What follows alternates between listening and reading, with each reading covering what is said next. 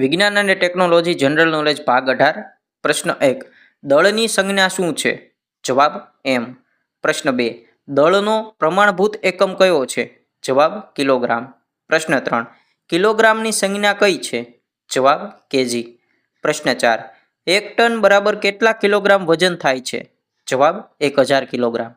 પ્રશ્ન 5 1 શેર એટલે કેટલા ગ્રામ વજન થાય છે? જવાબ લગભગ 500 ગ્રામ. પ્રશ્ન 6 1 ક્વિન્ટલ બરાબર કેટલા કિલોગ્રામ થાય? જવાબ 100 કિલોગ્રામ. પ્રશ્ન 7 પદાર્થ પર લાગતા ગુરુત્વાકર્ષણ બળને પદાર્થનું શું કહે છે? જવાબ વજન. પ્રશ્ન 8 ગુરુત્વ પ્રવેગનું મૂલ્ય કેટલું છે? જવાબ 9.8 મીટર પ્રતિ સેકન્ડ વર્ગ. પ્રશ્ન 9 પૃથ્વી કરતાં ચંદ્રનું ગુરુત્વાકર્ષણ બળ કેટલા ભાગનું છે? જવાબ 6 ભાગનું. પ્રશ્ન 10 પૃથ્વી કરતાં ચંદ્ર પર પદાર્થનું વજન વધારે થાય કે ઓછું? જવાબ ઓછું. પ્રશ્ન 11 પૃથ્વી પર ગુરુત્વાકર્ષણ બળનું મૂલ્ય ક્યાં મહત્તમ હોય છે? જવાબ પૃથ્વીના જે ધ્રુવો હોય છે તેના પર. પ્રશ્ન 12 પૃથ્વીની સપાટી પરથી જેમ જેમ ઊંચાઈ પર જતા ગુરુત્વાકર્ષણ બળનું મૂલ્યમાં શું થાય છે? જવાબ ઘટતું જાય છે. પ્રશ્ન 13 પદાર્થે રોકેલી જગ્યાને પદાર્થનું શું કહે છે? જવાબ કદ. પ્રશ્ન 14 કોઈ પણ પાત્રની પ્રવાહીને સમાવવાની ક્ષમતાને પાત્રની શું કહે છે? જવાબ ધારણ શક્તિ અથવા તો ગુંજાશ. પ્રશ્ન 15 કદનો પ્રમાણભૂત એકમ કયો છે? જવાબ ઘન મીટર. પ્રશ્ન 16 પદાર્થના દળ અને કદના ગુણોત્તરને શું કહે છે? જવાબ તે પદાર્થની ઘનતા. પ્રશ્ન 17 પદાર્થ પાણીમાં ક્યારે તરે છે? જવાબ જ્યારે પદાર્થની ઘનતા પાણી કરતાં ઓછી હોય ત્યારે. પ્રશ્ન 18 પાણીની ઘનતા કેટલી હોય છે? જવાબ 1 ગ્રામ પ્રતિ ઘન સેમી.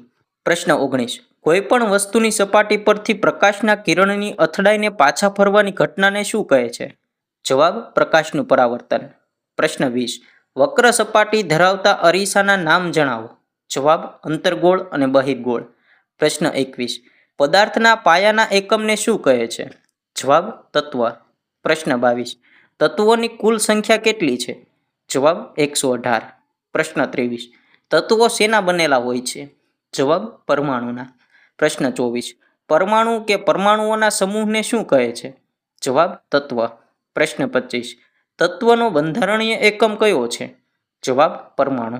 પ્રશ્ન 26 બે કે તેથી વધુ પરમાણુઓ એકબીજા સાથે સંયોજાઈને શેની રચના કરે છે? જવાબ અણુની. પ્રશ્ન 27 સંયોજનોનો બંધારણીય એકમ કયો છે? જવાબ અણુ. પ્રશ્ન 28 કુદરતમાં સ્વતંત્ર રીતે મળી આવતા બધા જ તત્વો ક્યાં સ્વરૂપે મળે છે? જવાબ અણુ સ્વરૂપે. પ્રશ્ન 29 કોણ સ્વતંત્ર અસ્તિત્વ ધરાવતું નથી? જવાબ પરમાણુ. પ્રશ્ન 30 એક કરતાં વધુ તત્વો કે પદાર્થો એકબીજા સાથે ગમે તે પ્રમાણમાં ભેગા થાય તેને શું કહે છે? જવાબ મિશ્રણ. આવા જ ગુજરાતી જનરલ નોલેજના વિડીયો જોવા માટે અત્યારે જ વિડીયોને લાઇક કરો, ચેનલને સબસ્ક્રાઇબ કરો અને આ વિડીયોને તમારા મિત્ર વર્તુળમાં શેર કરી દો.